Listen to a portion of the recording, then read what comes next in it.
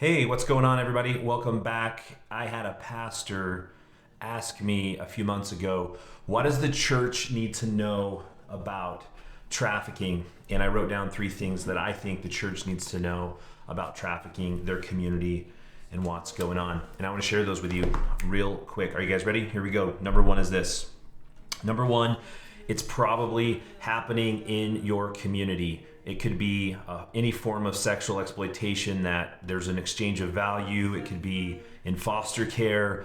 It could be massage parlors where there are illegal immigrants being forced to do sex acts and being pimped out. You know, we have this misconception all the time that it's a girl in fishnet stockings and she's walking down the street with high heels in the city somewhere.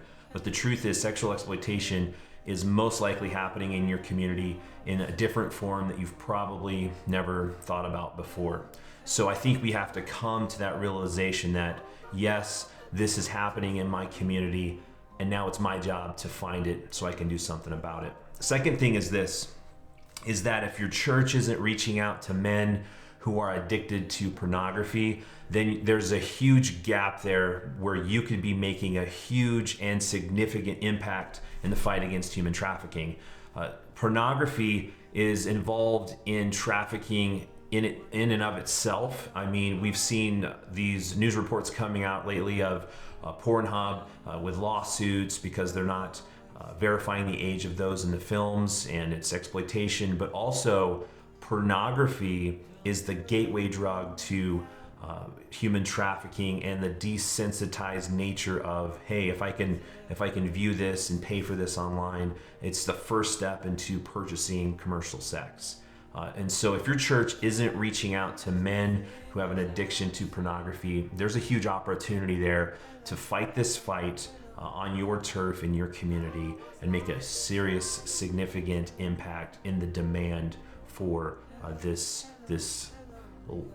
incredibly horrible industry that we're dealing with. Number three is this: foster care is feeding the machine.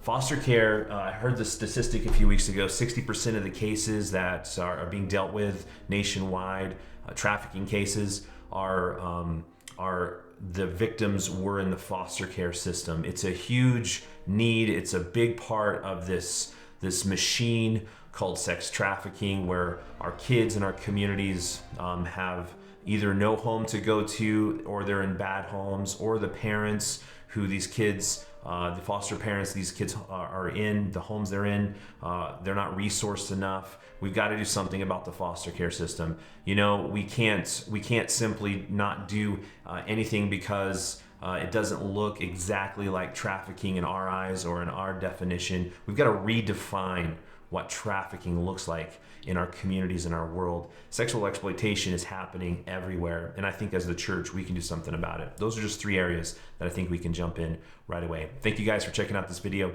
I hope to see you in the next one.